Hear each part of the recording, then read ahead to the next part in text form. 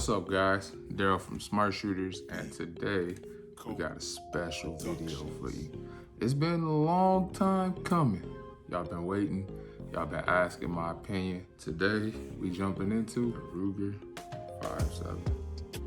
Now, first things first, our weapon is clear. Nothing in the chamber, nothing in the magazine. Now, there's always been, for me at least, a lot of controversy around the Ruger 5.7. It's huge when it comes to handguns. This is the fullest of full-size handguns, all right? This feels like a 1911 almost when it comes to how large it is in your hand. Now, let's immediately jump to the coolest part of owning a Ruger 5.7, which is that it shoots 5.7 by 28 ammo, which, if you're not familiar with 5.7 ammo, this is the equivalent of like a baby 5.56. It's almost like shooting AR ammo out of a pistol, and we gotta admit, that's pretty cool. Now, the thing about the 5.7 round that I don't really care for is that ballistically, this is still a 22. So if you guys didn't know, 5.7 is still a 22. The bullet, the diameter of the bullet is 22/100ths of an inch. When you hit your target, you will leave 22/100ths of an inch of a hole in whatever you hit. So this still is the same as shooting a 22. It's just a really fast 22. But anyways, the Ruger 5.7, when it comes to styling of a gun, this is a great choice. It's definitely way better than the FN 5.7. The FN 5.7 is a big hunk of plastic that looks real ugly.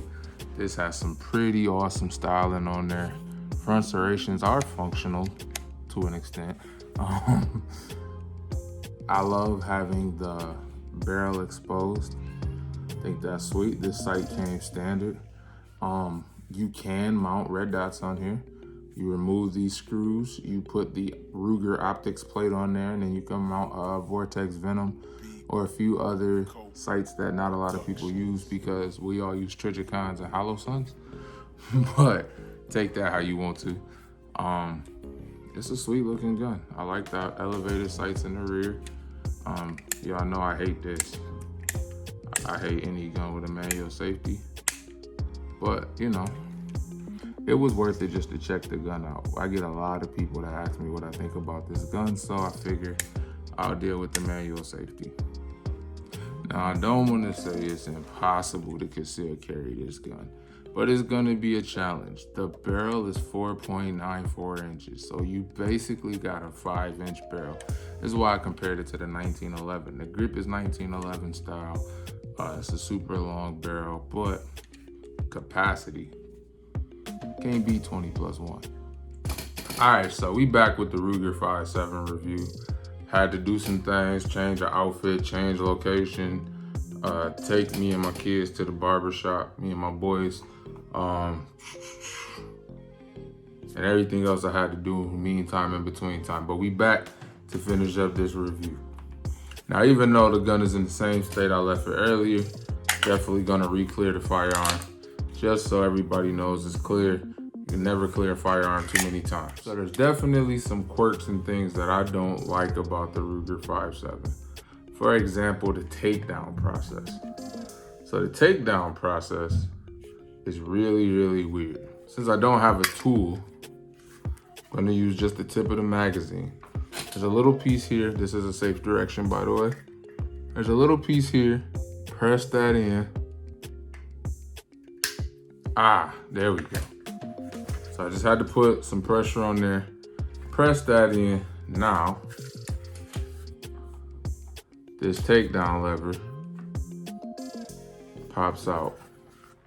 Then you take takedown lever and you swing it down. There you go.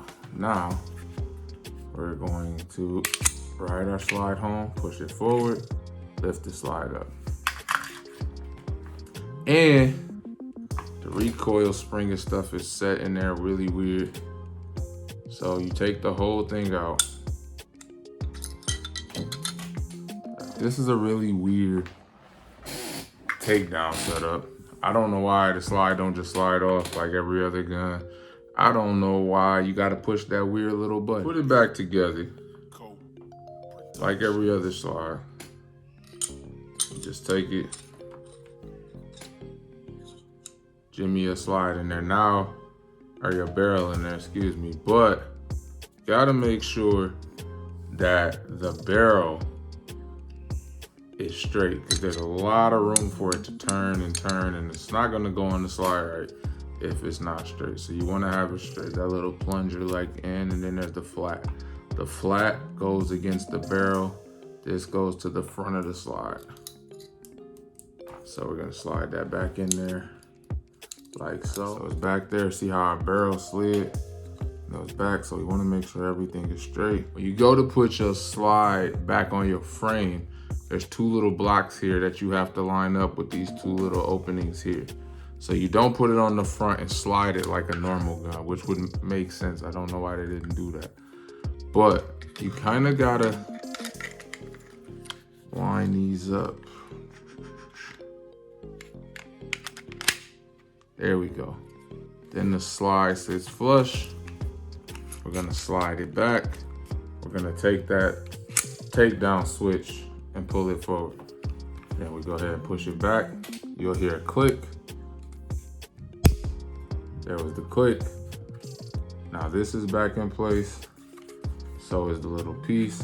And then of course we do a function check, which means I'm gonna rack the slide. I'm gonna squeeze the trigger. Boom. So that was real clunky. I don't like that. The other thing I don't like is the reset. So let's go ahead and rack it. Show y'all what the trigger pull is like. It's not bad. It's not a whole lot of take up. Here's this reset though.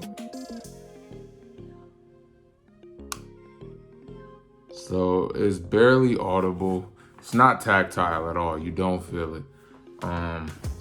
Anybody says they do, whatever. But I don't like that. I don't like guns that I can't tactically feel the reset. As far as cons go, for the gun, that's really it.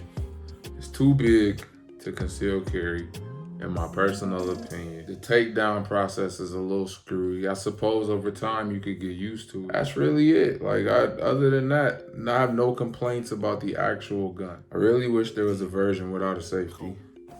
Y'all know I hate safeties, and we all know why I hate safeties. But if this was a good home defense gun, whatever, I'm just gonna be honest, I would never use the safeties, ever, in the history of ever. And those are my kids screaming through the floor.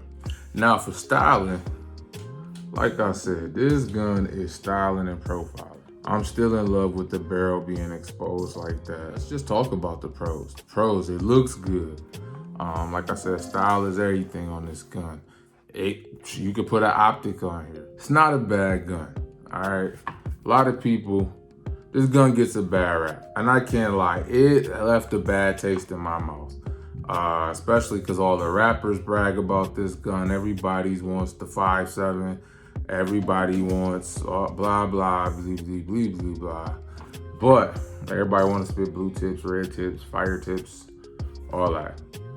But when I actually got rid of my biases and gave this gun a chance, and I to be honest, my hopes weren't up either because it's a Ruger. Ruger makes budget guns. That's what they do. And so for them to actually make something of quality that I think I would like, yeah.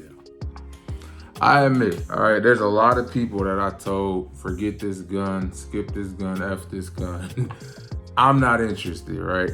And I owe them people an apology. This is actually a cooler gun than I ever thought that it was. This 5.7 is challenging my thinking on this. So I owe you all apologies, man. I've been writing this gun off since it came out, like, nah, no way. And it is kind of cool shooting 5.7. It's almost like a pistol that shoot AR rounds. Like, it's kind of cool thinking about it that way. So I take back some of the bad stuff I said about the Ruger 5.7. It's still too big to conceal carry. I mean, look at that. It's too big. Period. I got my Ruger 5.7 on the deal. I got it as somebody tried it, didn't like it, traded it right back in. So I was able to pick it up with just a couple of rounds they put through it.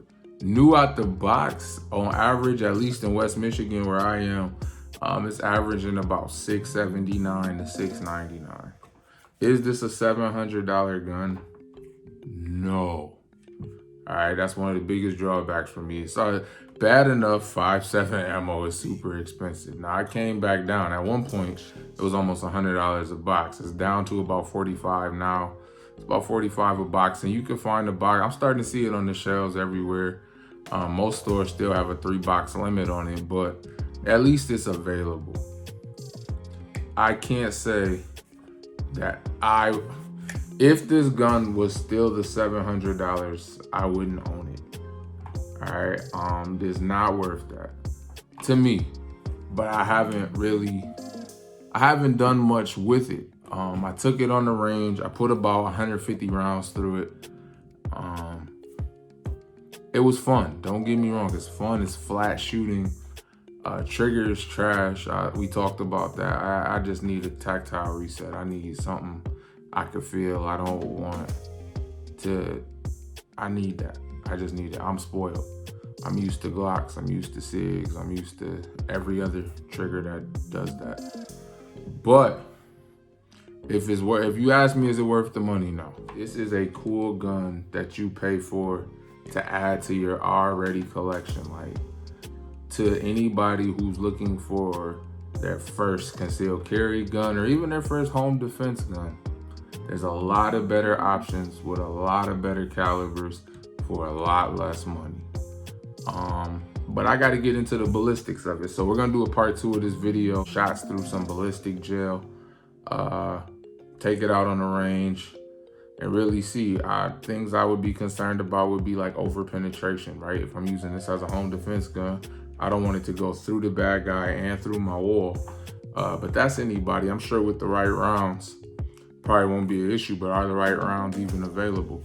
Those are the types of things I'm gonna do some research and dive into for part 2. So if you like this video, go ahead, like, comment, subscribe, give me a thumbs up, hit that little bell so you don't miss any more videos from Smart Shooters. And part 2 is coming soon, but for now, is the Ruger 5.7 worth it? No.